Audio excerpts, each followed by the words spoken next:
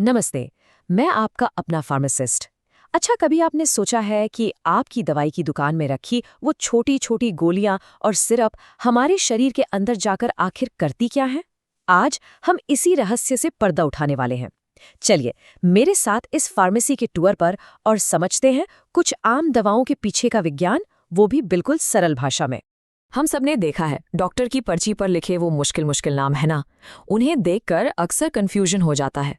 पर अब चिंता की कोई बात नहीं। आज हम इन उलझे हुए नामों के पीछे छिपे विज्ञान को सुलझाएंगे, एक एक करके और बहुत ही आसान तरीके से। तो हमारी आज की फार्मेसी की सैर का रास्ता क्या है? देखिए, हम 5 जरूरी हिस्सों में घूमेंगे। सबसे पहले हम खून बढ़ाने वाली दवाओं के बारे में जानेंगे। फिर पेट की एसिडिटी को शांत करने वाले एंटासिड्स को समझेंगे। इसके बाद इन्फेक्शन से लड़ने वाले एजेंट्स पर बात करेंगे।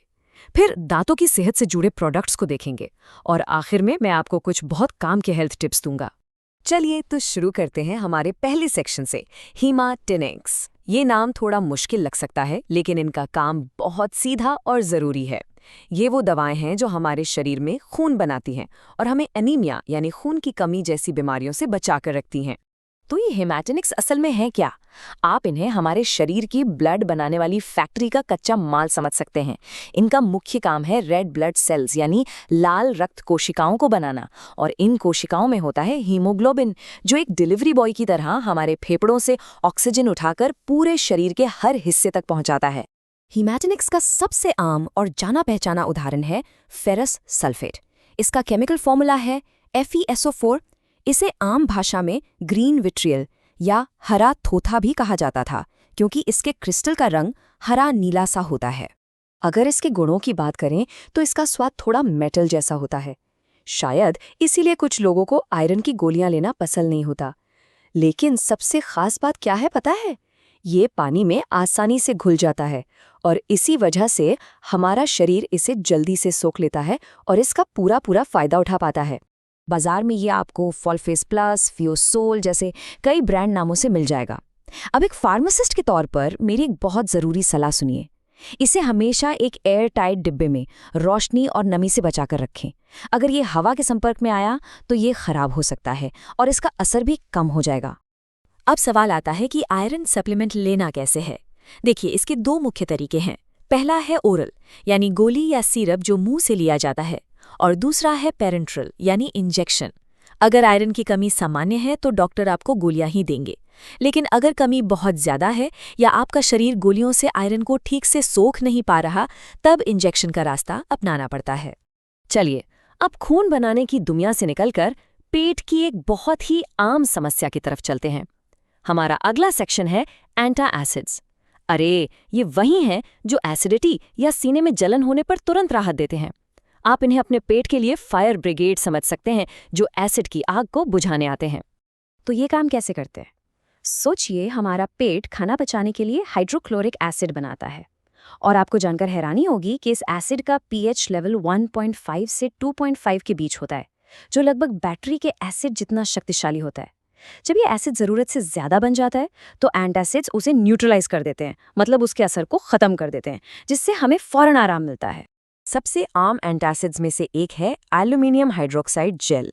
ये एक सफ़ेद रंग का पाउडर होता है जिसका स्वाद थोड़ा म्यूकस जैसा यानी चिकना और फीका सा होता है। एक बात याद रखिएगा, जो लिक्विड एंटासिड होते हैं यानी सिरप, वो गोलियों के मुकाबले ज़्यादा तेज़ी से काम करते हैं, क्योंकि वो पेट में जाते ही फैलकर अपना असर दिखाना शुरू कर देते हैं।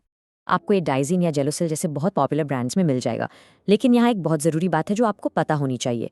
जिन एंटासिड्स में एल्यूमिनियम होता है वो कब्ज यानी कॉन्स्टिपेशन कर सकते हैं, तो अगर आप इन्हें ले रहे हैं तो इस साइड इफ़ेक्ट के बारे में ज़रूर जानकारी रखें। आइए अब फार्मेसी के उस सेक्शन में चलते हैं जो हमें इन्फेक्शन से बचाता है। यहाँ हम बात करेंगे एंटी माइक्रोबियल्स की। ये वो एजेंट्स हैं जो खतरनाक बैक्टीरिया और दूसरे कीटाणुओं का सफाया करते हैं। इन्हें हम 2 कैटेगरी में बांट सकते हैं। एक होते हैं एंटीसेप्टिक, जिन्हें हम अपनी स्किन जैसी जीवित सतहों पर लगाते हैं, और दूसरे होते हैं डिसइंफेक्टेंट, जिनसे हम फर्श या टेबल जैसी निर्जीव चीज़ों को साफ करते हैं। इन दोनों के काम करने का तरीका बिल्कुल अलग है। सिल्वर नाइट्रेट एक मिसाइल की तरह काम करता है। ये सिल्वर आयन छोड़ता है जो सीधे जाकर कीटाणुओं के प्रोटीन से चिपक जाते हैं और उसे खत्म कर देते हैं। वहीं दूसरी तरफ हाइड्रोजन पेरोक्साइड एक पावरफुल ऑक्सीडाइजिंग एजेंट है जो कीटाणु की बाहरी दीवार को ही गलाकर उसे नष्ट कर देता है। तरीके अलग, लेकिन मकसद एक ही है, इन्फेक्शन को रोकना। इनका इस्तेमाल कहाँ होता है? आपने सिल्वरेक्स या बर्न हील जैसी क्रीम का नाम सुना होगा। ये अक्सर जलने पर लगाई जाती हैं और इनमें यही सिल्वर नाइट्रेट होता है। और हाइड्रोजन पेरोक्साइड, वो तो हम सब ने कभी न कभी छोटी मोटी चोट या खरोच को साफ करने के लिए इस्तेमाल किया ही है, ताकि घाव में कोई इन्फेक्शन ना हो। चलिए अब उस सेक्शन की तरफ चलते हैं जो हमारी मुस्कान को सेहतमंद रखता है। जी हाँ, हम बात करेंगे डेंटल केयर प्रोडक्ट्स की। हम जानेंगे कि दांतों पर जमने वाली पीली परत, जिसे प्लाक कहते हैं, और मसूड़ों की सूजन यानी जिंजिवाइटिस जैसी आम समस्याओं से हम कैसे निपट सकते हैं। अगर आपके घर में कोई डेंचर यानी नकली दांतों का सेट इस्तेमाल करता है तो ये जानकारी उनके बहुत काम आएगी। डेंचर को चिपकाने का सही तरीका क्या है? पहला स्टेप, डेंचर को अच्छे से साफ करके बिल्कुल सुखा लें। फिर उस पर एडहेसिव की पतली सी लेयर लगाएं। अब उसे मुंह में सही जगह पर रखकर कुछ सेकंड के लिए दबाए रखें। और हाँ, लगाने के तुरंत बाद कुछ भी खाएं पिए नहीं, ताकि वो मजबूती से सेट हो जाए। अब चिपकाना तो सीख लिया, पर डेंचर को साफ रखना भी उतना ही जरूरी है। इसके दो मेन तरीके हैं। पहला है केमिकल तरीका, जिसमें आप डेंचर को पॉलीडेंट जैसे किसी खास घोल में भिगो देते हैं जो कीटाणुओं को मारता है।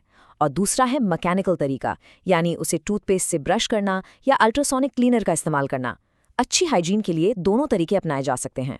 हमारे इस टूर के आखिरी पड़ाव पर एक फार्मासिस्ट होने के नाते मैं आपको ओरल हेल्थ यानी मुंह के स्वास्थ्य से जुड़े कुछ बहुत ज़रूरी टिप्स देना चाहता हूँ।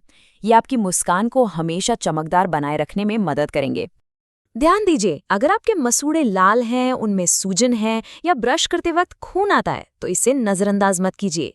ये जिंजिवाइटिस यानी मसूड़ों की बीमारी के शुरुआती लक्षण हो सकते हैं।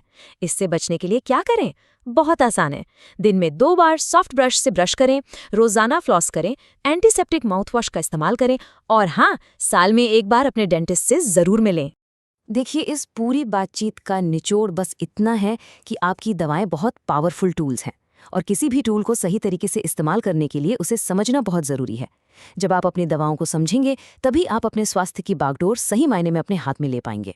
और आखिर में सबसे ज़रूरी बात, ये सारी जानकारी सिर्फ आपके ज्ञान के लिए है। ये किसी भी तरह से मेडिकल सलाह की जगह नहीं ले सकती। मैं दोहराती हूँ, कोई भी नई दवा शुरू करने से पहले हमेशा अपने डॉक्टर या फार्मासिस्ट से बात ज़रूर करें। वो ही आपको सही सलाह दे सकते हैं। वाह, आज हमने इस छोटे से टूर में 20 से भी ज़्यादा अलग अलग दवाओं और कंपाउंड्स के बारे में जान लिया। खून बढ़ाने वाले आयरन सप्लीमेंट्स से लेकर पेट को शांत करने वाले एंटासिड्स तक, और इन्फेक्शन से बचाने वाले एंटीसेप्टिक से लेकर दांतों की देखभाल करने वाले प्रोडक्ट्स तक। तो अब मेरी बारी है आपसे एक सवाल पूछने की। अगली बार आप कौन सी आम दवाओं के बारे में और गहराई से जानना चाहेंगे? मुझे बताइए। सवाल पूछते रहिए, क्योंकि एक जागरूक मरीज ही एक स्वस्थ इंसान बन सकता है। अपना ख्याल रखिएगा। धन्यवाद।